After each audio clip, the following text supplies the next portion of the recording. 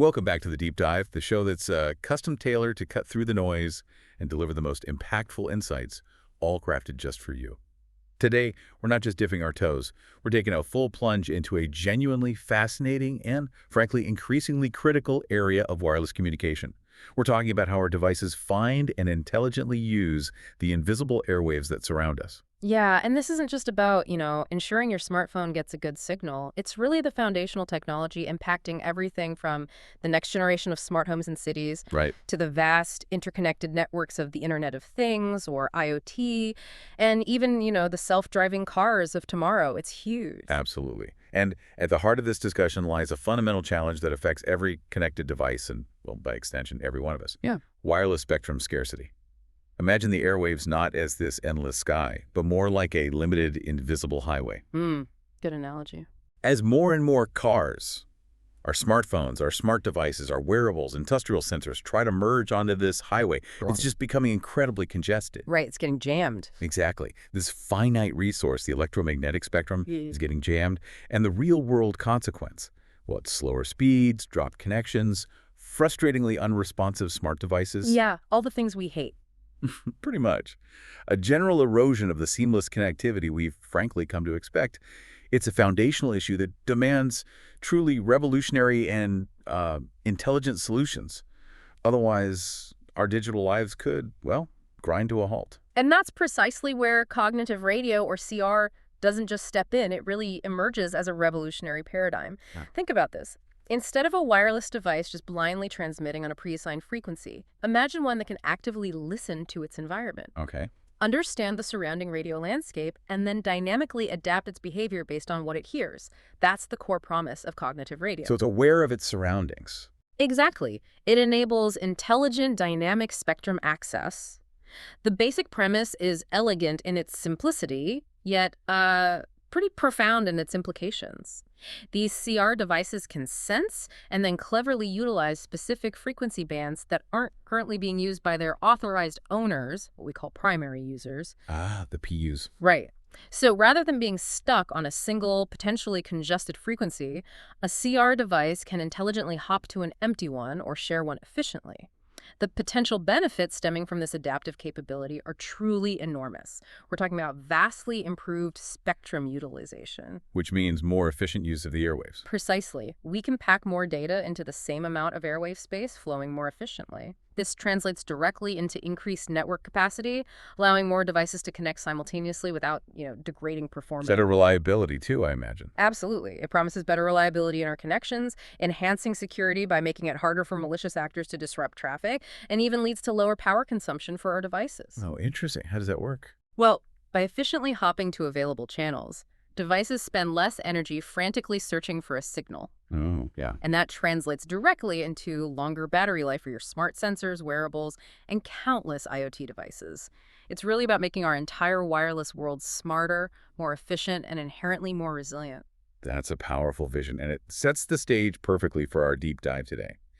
Our mission isn't just to understand the transformative potential of cognitive radio, it's to peel back the layers and explore the specific, often hidden challenges faced by these CR networks, particularly in a critical area known as cooperative spectrum sensing, or CSS. We're going to unveil a cutting-edge, AI-powered solution that promises to make these networks not just smarter in their operation, but also incredibly resilient against both environmental factors and deliberate attacks. Right, the nasty stuff. Exactly. We'll be unpacking the latest research on how a cutting-edge type of artificial intelligence, specifically reinforcement learning, can dramatically boost performance in this absolutely critical area, ultimately shaping the future of wireless connectivity.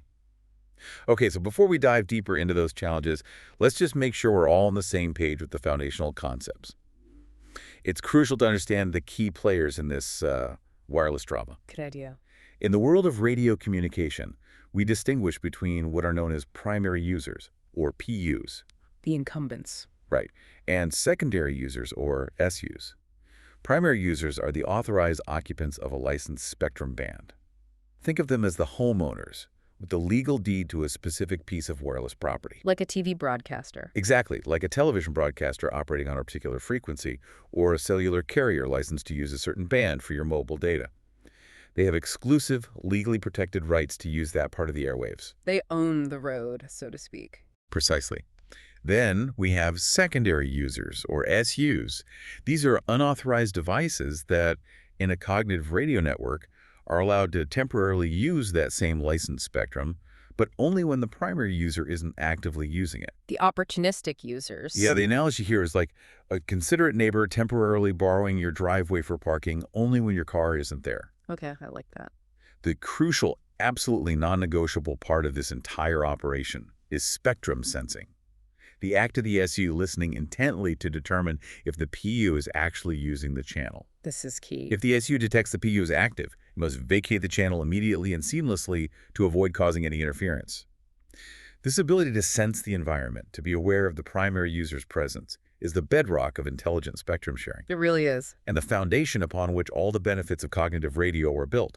Without accurate sensing, the entire system collapses, leading to chaos and potentially rendering licensed spectrum unusable. That's right. And the accuracy of that spectrum sensing is absolutely paramount. Now, spectrum sensing itself can be approached in a couple of ways. You have what's called single-user sensing, where just one secondary user tries to detect the primary user's presence. That's one device listening. Right. This is certainly the simplest approach from an implementation perspective, but it's incredibly prone to errors in real-world environments. Think about it. Our wireless world is a messy place. Signals are constantly subject to challenging channel conditions. Like what kind of condition? Well, you have shadowing, where physical obstacles like buildings or hills block signals, creating dead zones. Right. There's multipath fading, where a signal bounces off multiple surfaces, walls, cars, the ground, and arrives at the receiver at different times, causing interference with itself. Sometimes it boosts the signal, sometimes it cancels it out. Okay, yeah. Destructive interference. Exactly. And then there's a constant, unavoidable presence of thermal noise, which is just random electrical interference. All these factors can easily lead a single user to make a wrong decision about whether a channel is truly free or occupied.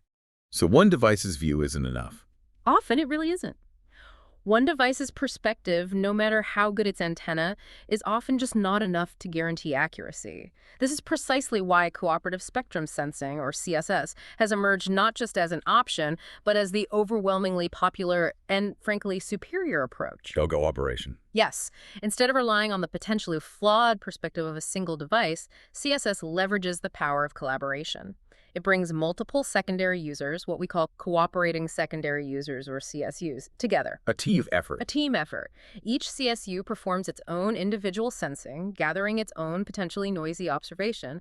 Then, instead of acting alone, they all send their individual decisions, a simple occupied or free signal, usually a 1 or a 0, Got it. to a central point, typically referred to as a fusion center, or FC. The coordinator. Right. At this fusion center, these individual, possibly uncertain decisions are then merged using a predefined fusion rule, like a majority vote or something more sophisticated, to make a final, highly robust global decision about the spectrum's status. It's a classic example of collective intelligence at work, where the sum is greater than its parts. That parking spot analogy you mentioned earlier really helps visualize this. Oh yeah, let's revisit that. Imagine you're trying to find an empty parking spot in a crowded lot. If it's just you driving around looking, you might easily miss a spot that's actually open because of, say, a big SUV blocking your view or just a fleeting glance. Happens all the time. Or you might mistakenly think a spot is taken when someone's just briefly pulled over to drop someone off. Now imagine you have multiple friends, each stationed at different vantage points around the lot, all looking and reporting back to you. Okay. One friend texts, "Yep, it's clear by the entrance." Another confirms, "I see it too, wide open from my spot near the exit." A third might say, "Looks clear, but there's a big truck blocking my view a bit." Right, so you get different perspectives. Exactly. By combining these diverse perspectives, even accounting for the one with the obstructed view, you're going to get a much more accurate overall assessment of whether that spot is truly available. You'll waste less time, and you'll be far less likely to cause a traffic jam or try to pull into an occupied spot. Makes perfect sense. And the paper we're looking at today consistently highlights this empirical finding: the undeniable superiority of CSS over non-CSS in terms of detection accuracy and reliability. It's not just a marginal improvement, it's really a foundational necessity for robust cognitive radio. Okay, that makes perfect sense. The collective intelligence principle is powerful across so many domains. So if cooperative spectrum sensing is so clearly superior, offering this robust collaborative approach, then what's making it struggle? Where are the vulnerabilities, the cracks in this otherwise brilliant foundation that could undermine its promise? You've hit on precisely the right question, because while CSS is inherently more robust in its design, it's still, let's say, an easy target for two primary pervasive factors that significantly degrade its real-world performance. And these aren't just theoretical issues, they're very practical challenges in any wireless system. Okay, what's the first one? The first factor is imperfect reporting channels. Hmm? Think about this.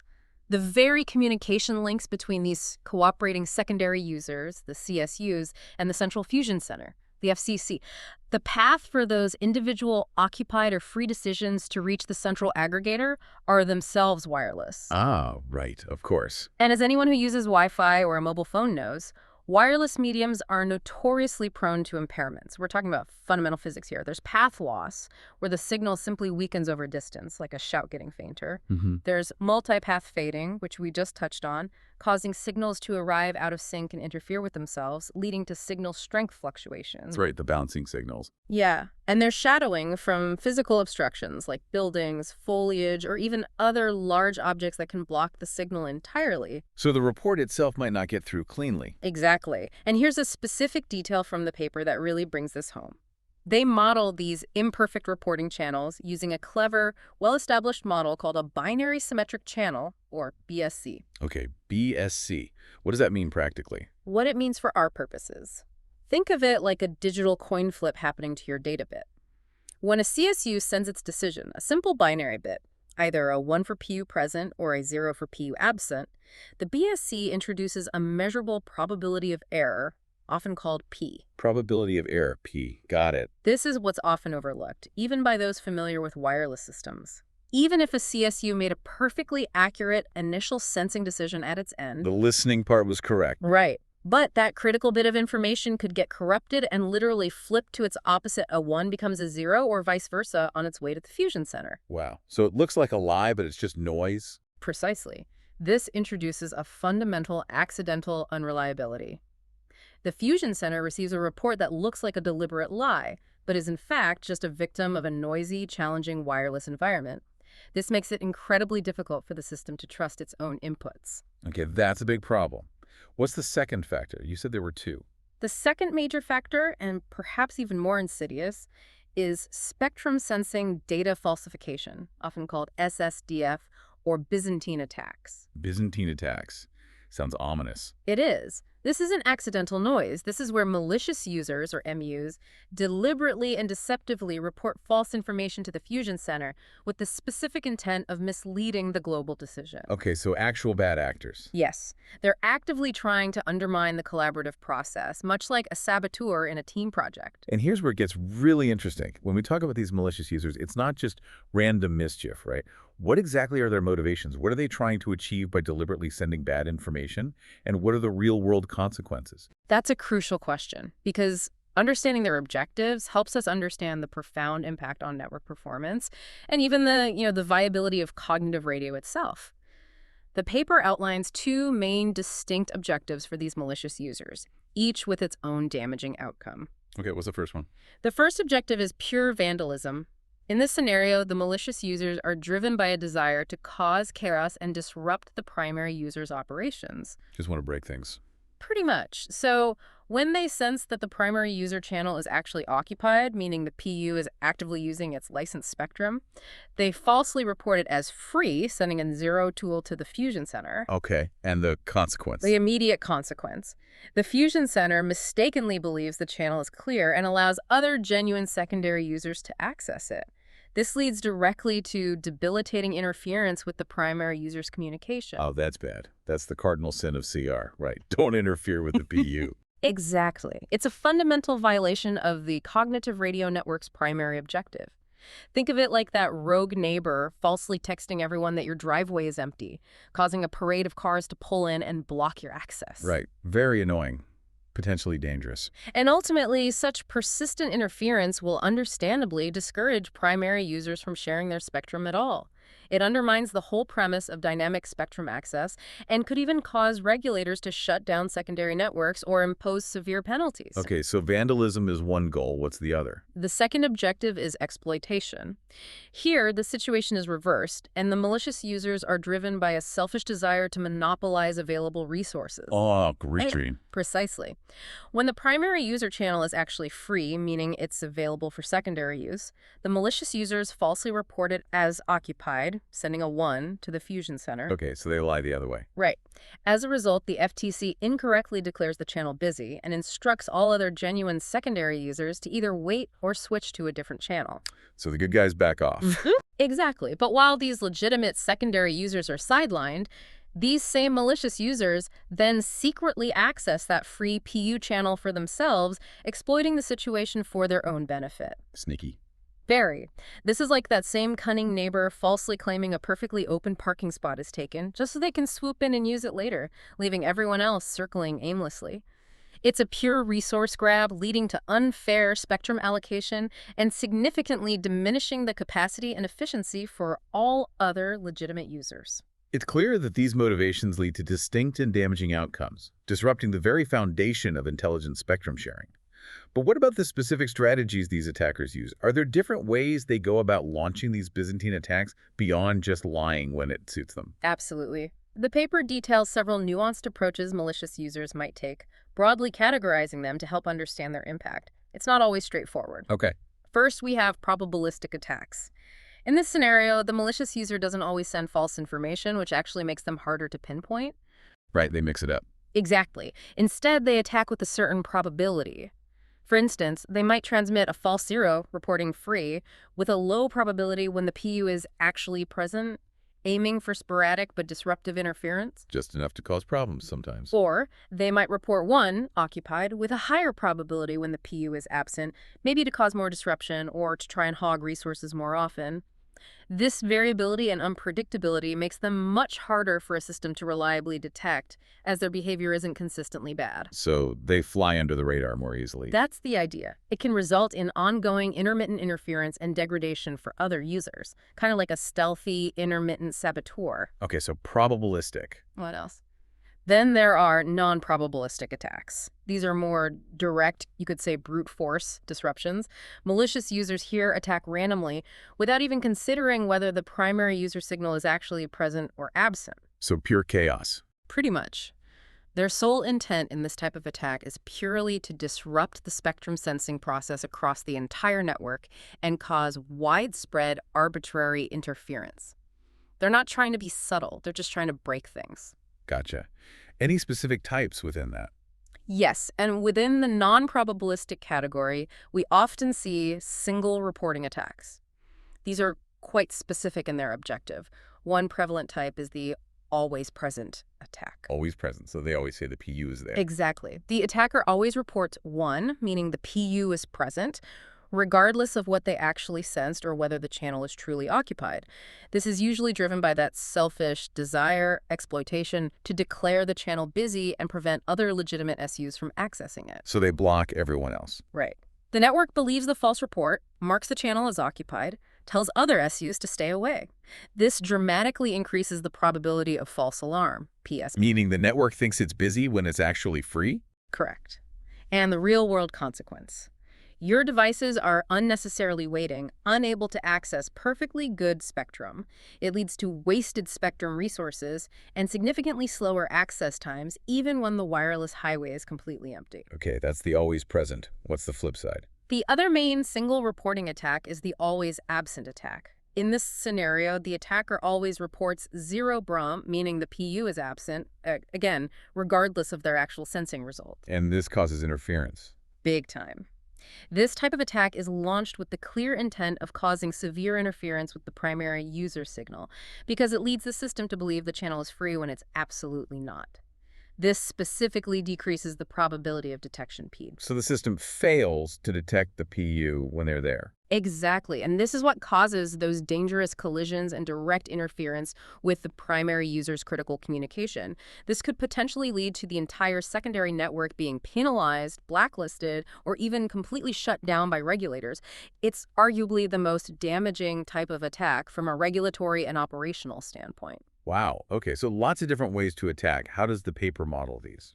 The paper specifically models a highly realistic and complex scenario called the Centralized Independent Probabilistic Small-Scale CIPS attack. CIPS. Okay, break that down. So this model assumes a small group of attackers operating within a centralized CSS network. These attackers randomly and independently falsify their individual sensing decisions with a certain probability. An attacker will change their sense decision to a false one based on two probabilities.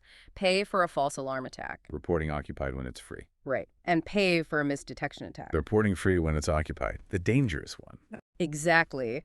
That PEEB attack, as we discussed, is particularly nasty because it directly causes interference to the PU. Crucially, and adding another layer of real-world complexity. There's more. Oh, yes. The paper also considers a more sophisticated and realistic scenario where even the malicious user's reporting channels are themselves imperfect. Wait, so the attacker tries to lie, but their lie might get messed up by noise? Precisely. So a deliberate lie might be sent by a malicious user, but then that lie itself could be corrupted by the BSC, the channel noise, on its way to the fusion center. This makes it even harder for the system to discern malicious intent from just accidental channel error. It's a real headache. Wow. Okay, so you've got legitimate accidental sensing errors from challenging wireless environments. Yeah. You've got deliberate cunning attacks from malicious users. And then even the potential for errors in the reporting of those attacks to the central fusion center. That sounds like a recipe for absolute disaster for traditional cooperative spectrum sensing. It really is. What's the real-world impact of all these compounding issues on a system that doesn't have these advanced defenses? How much does it actually degrade performance? You're exactly right. It's precisely that confluence of complexities that leads to a dramatic, often crippling degradation of traditional CSS or TCSS performance. The paper provides some compelling, quite stark data to illustrate just how vulnerable these systems are. For instance, it shows that as the value of P, the reporting channel error probability, remember, the likelihood that a correct sensing decision gets flipped during transmission increases from a perfect 0 to just 0.3. So 30% chance of a bit flip. Right. The detection probability, QD, which is how well the system detects the primary user when they are actually there, absolutely plummets. This isn't just gradual decline. It fundamentally erodes the network's trustworthiness. How bad does it get? To give you a concrete example directly from Table 2 in the paper, the value of QD with a P of 0.3 is a startling 62.5% lower than that with a P of just 0.1. Wow, 62.5% lower. That's huge. It is. Think about that. A relatively small increase in the unreliability of the reporting channel leads to more than a halving of the system's ability to accurately detect primary users. That's a massive drop in performance just from imperfect reporting channels alone. Okay, that's just from the noise. What about the attacks? Right. Now consider the impact of Byzantine attacks alone. The paper highlights that even with relatively low attack probabilities, for instance, PAL and PRABE, the probabilities of false alarm and misdetection attacks both set to just 0.1. So attackers are only lying 10% of the time. Yes. Even then, we see a significant 20% decrease in QD compared to a traditional CSS system that has no malicious users. This data, drawn from Table 3, underscores how even a small, persistent presence of attackers can severely cripple the network's ability to operate correctly. 20% drop just from a few liars. Yeah. Imagine a network that's supposed to be efficient suddenly losing a fifth of its effectiveness just because of a few bad actors. So, the takeaway is undeniably clear. When both weak reporting channels and these insidious Byzantine attacks are present simultaneously, their effects are synergistic. They make each other worse. A double whammy. Exactly. The detection probability is degraded even further, often to the point where the system becomes almost unusable. It's a compounding effect, where accidental errors can mask deliberate deception, making reliable spectrum sensing an incredibly challenging, if not impossible, task for traditional systems that lack advanced countermeasures. So what does this all mean for us, the listeners, in practical terms? Mhm. It means we're looking at a future where, without significant breakthroughs, our wireless networks could be inherently inefficient, unreliable, and deeply vulnerable to deliberate disruption. That's the risk. Clearly, sitting back and letting traditional methods fail is not an option. Mm. We need a smarter, more adaptive way to handle these issues, and that's exactly where cutting-edge artificial intelligence comes in. Mm. This is where the paper's core innovation truly shines. Using a reinforcement learning-based algorithm to tackle this two-headed dragon of channel imperfections and malicious attacks. It's about bringing true intelligence to the airwaves. Exactly. Yeah. The aha moment from this research paper, the key insight that sets it apart, is recognizing just how incredibly challenging it is to differentiate between two very distinct problems that look similar to a traditional system.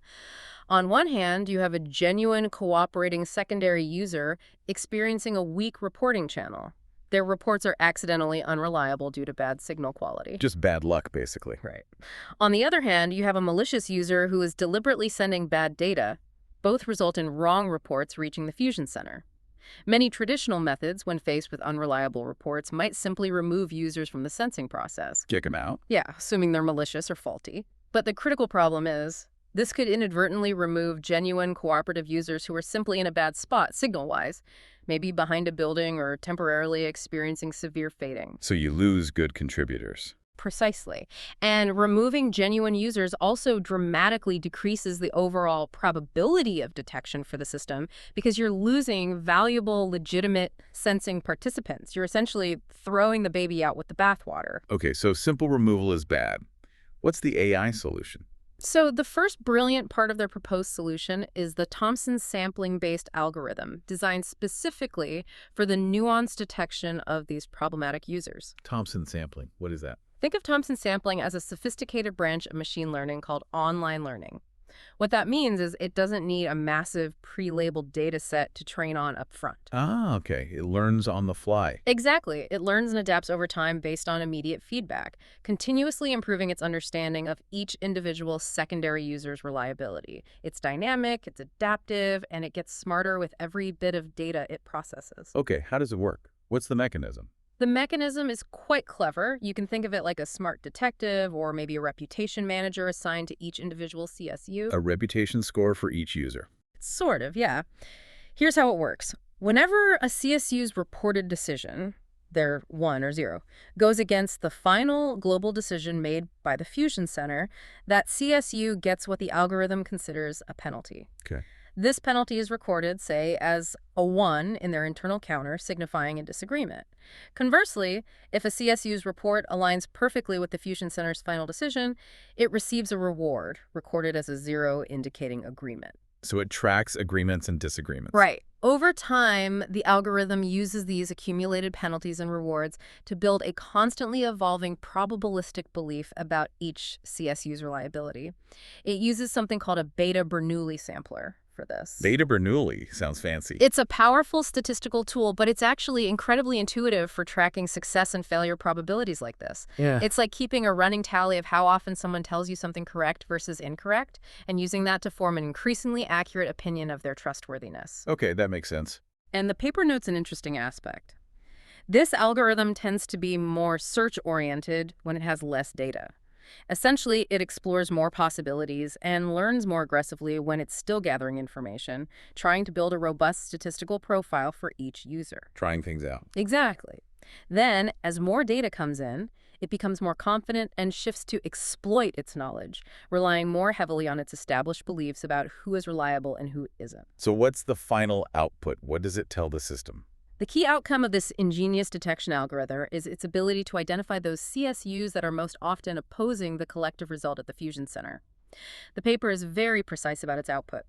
It flags CSUs with weak reporting channels, Byzantine attackers, or both. Ah, so it finds the troublemakers, but doesn't necessarily know why they're trouble. Exactly. It gives you a clear indication of who the problematic users are, the ones generating unreliable data from the network's perspective. regardless of their specific underlying motivation, whether it's bad luck or bad intent.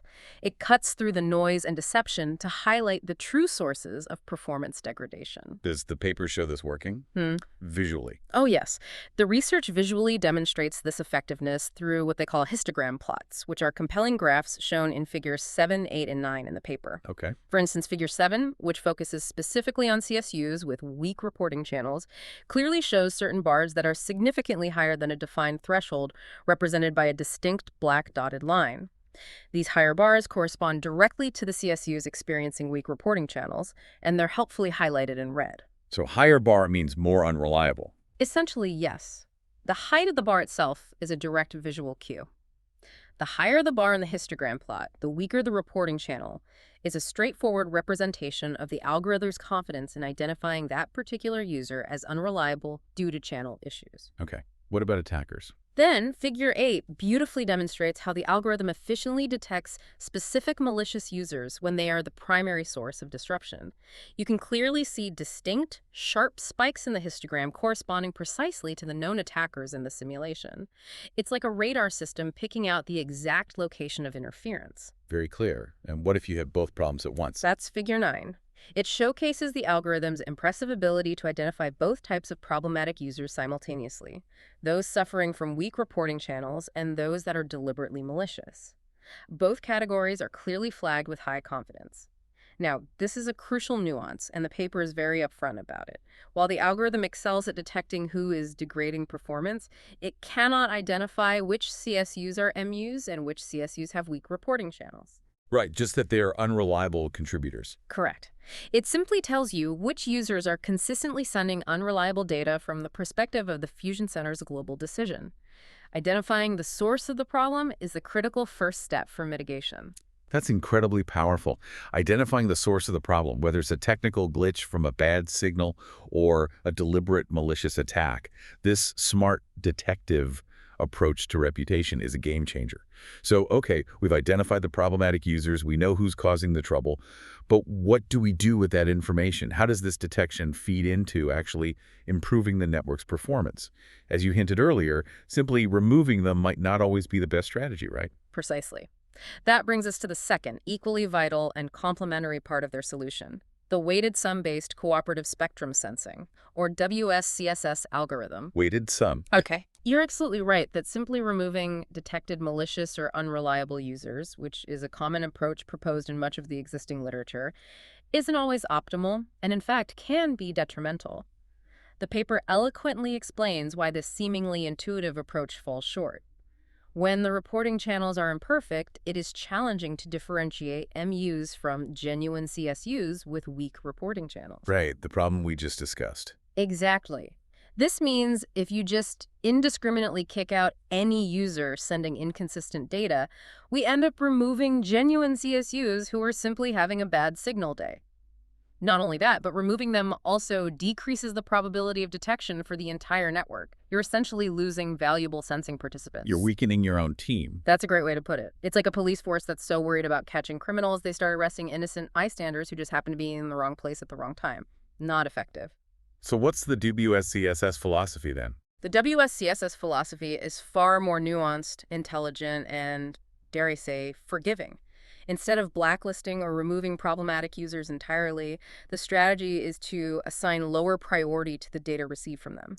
Okay. Don't kick them out, just trust them less. Exactly. This is a critical distinction rooted in a practical understanding of real-world network behavior. As the paper points out, MUs may not always attack and send wrong information, or the sent results from CSUs with weak reporting channels may not always receive incorrectly at the FTC. So even a bad user might sometimes provide good info. Right.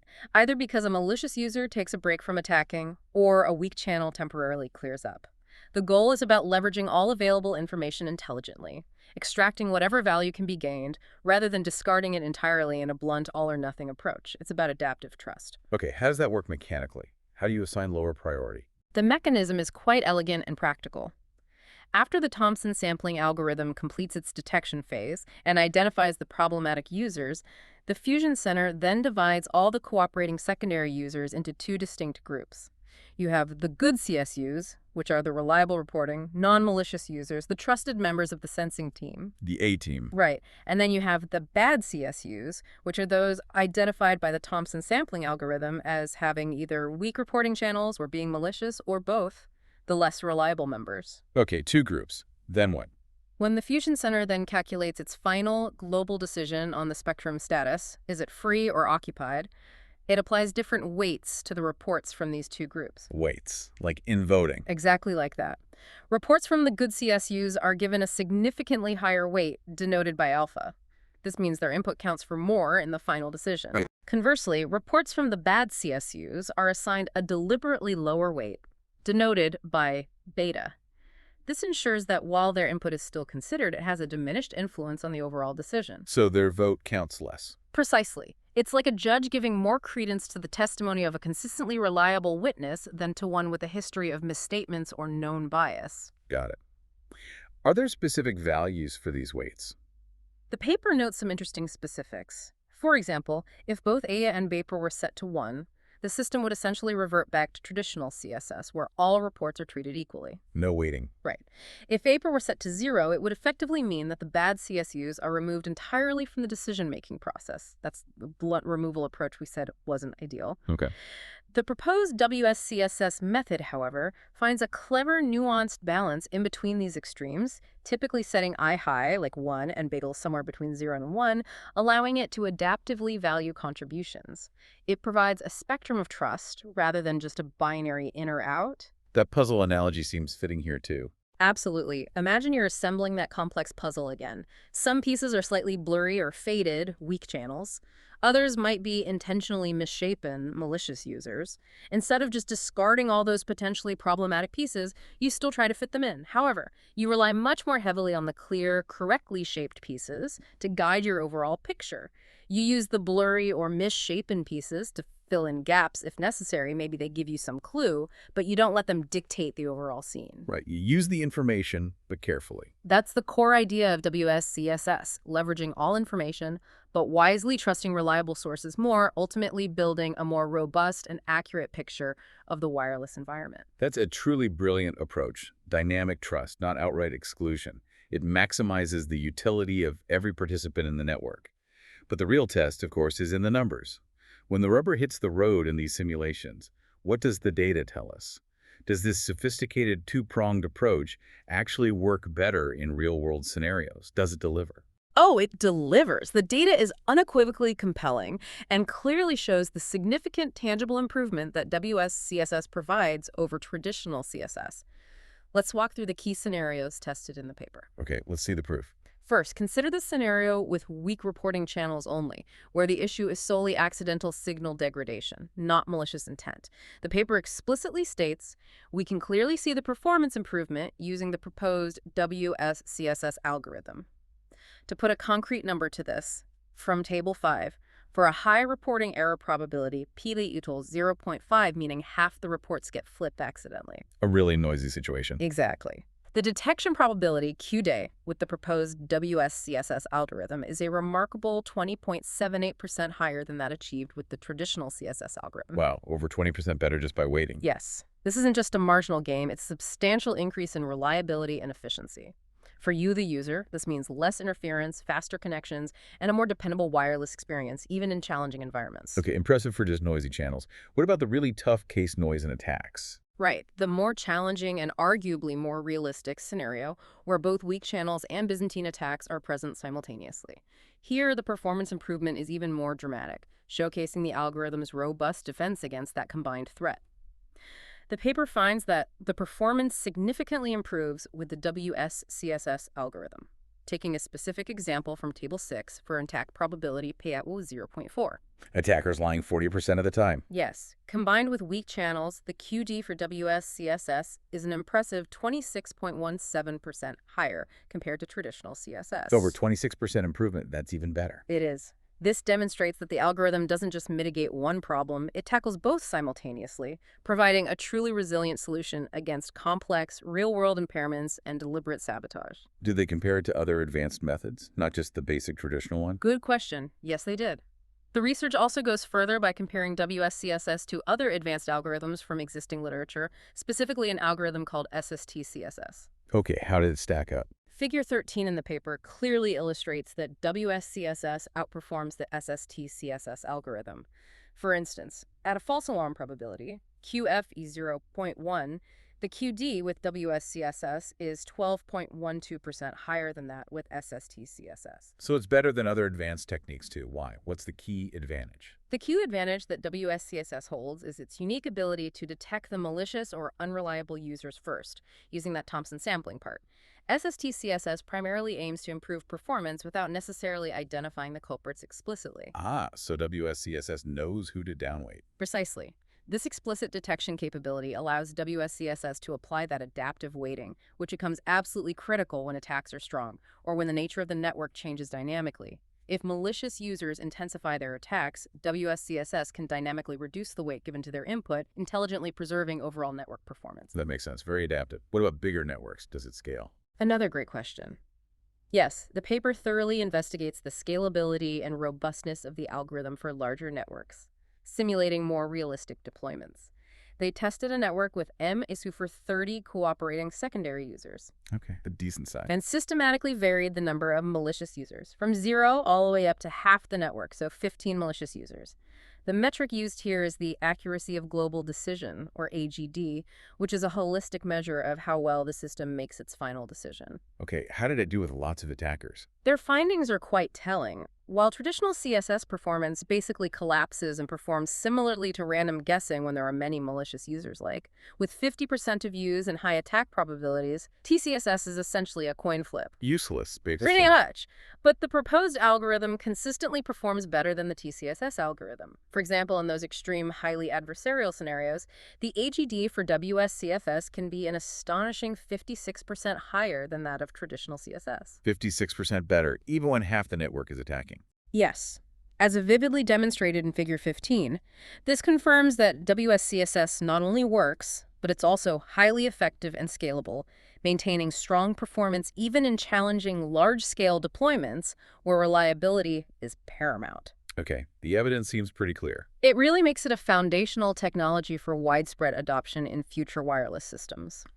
So what does this all mean for you, the listener, in practical terms, beyond the impressive numbers and the technical jargon? It means that the fundamental building blocks are being laid for wireless networks that are far more reliable, networks that use our precious spectrum resource much more efficiently, and networks that suffer far less from disruptive interference. Whether it's accidental or deliberate. Right. Whether that interference is accidental due to a weak signal or deliberate from a malicious attack. These aren't abstract academic concepts. These are the underlying intelligent technologies that are paving the way for faster, more robust wireless communication. For everything from the current widespread deployment of 5G to the rapidly evolving standards of 6G and whatever comes next in the world of pervasive connectivity. It means your smart devices work better, your video calls don't drop as often, and the invisible highway of the airwaves remains open and optimized for everyone. Now, while the proposed Thompson sampling approach in this paper offers significant, really game-changing advancements for cognitive radio, it's important to acknowledge that, like all cutting-edge research, it has its current limitations and areas for further exploration. It's not a magic bullet quite yet. Okay, good to be balanced. What are the limitations? Well, for instance, the algorithm might, at times, generate false alarms. This means it could mistakenly identify normal behavior as an attack, especially in environments with very high levels of interference. Where things just look weird naturally? Exactly. Where real signal variations can mimic unusual patterns, or when the number of legitimate users and potential attackers is exceptionally high and overlapping. Differentiating subtle, natural anomalies from genuine channel variations, even with advanced AI, remains a really nuanced challenge. Okay, so false positives are possible.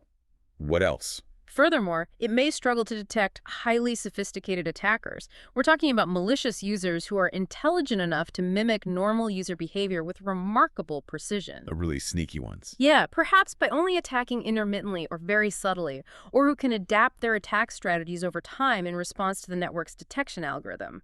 These cunning, adaptive adversaries present an ongoing puzzle for researchers. It's like an arms race. It really is. A constant arms race between defense and deception. But this is just the beginning, isn't it?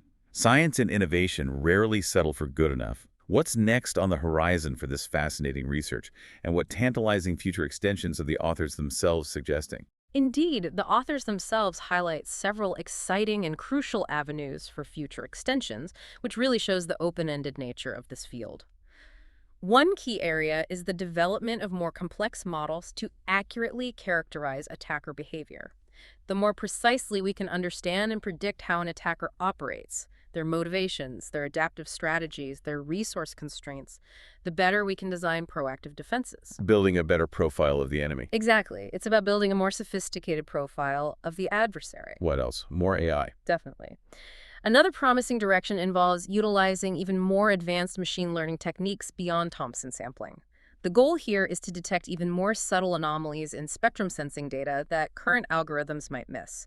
This could involve exploring deep learning approaches, which are exceptionally good at finding hidden patterns in vast data sets, or other sophisticated pattern recognition methods. Like AI that can spot deception better than we can. You could think of it that way. Imagine AI systems that can discern patterns of deception that are almost invisible, predicting attacks before they even fully manifest. Wow. Any other big challenges? And perhaps the most significant challenge, but also a crucially important area for future work, is developing new approaches for identifying coordinated attacks among multiple malicious users. Attackers working together. Right. Imagine a group of attackers not acting independently, but in concert, executing a synchronized strategy to maximize disruption or resource monopolization. Detecting such coordinated efforts, where individual actions might seem innocuous, but collectively form a devastating pattern, is incredibly difficult. That sounds really tough. It is. It represents a major hurdle for building truly robust and unassailable cognitive radio networks in the future. Overcoming this will be key to the next generation of secure, adaptive wireless systems. This has been an absolutely eye-opening deep dive into the invisible forces shaping our connected world. Imagine a future where your devices don't just passively talk to the network, but actively think, learn, and cooperate with other devices to find the best, most secure, and most efficient pathways for information to flow. It's an exciting prospect. This deep dive shows us how artificial intelligence is making that truly intelligent, adaptive communication a reality, one critical byte at a time.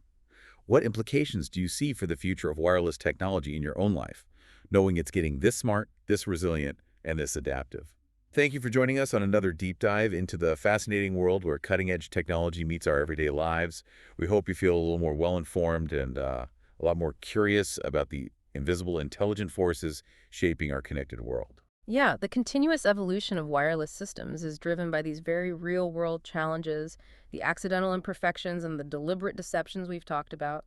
It's truly inspiring to see how innovative algorithms, especially those leveraging AI like this, are providing critical solutions to problems we didn't even realize were lurking beneath the surface of our wireless interactions just a few years ago. We look forward to diving deep with you again next time.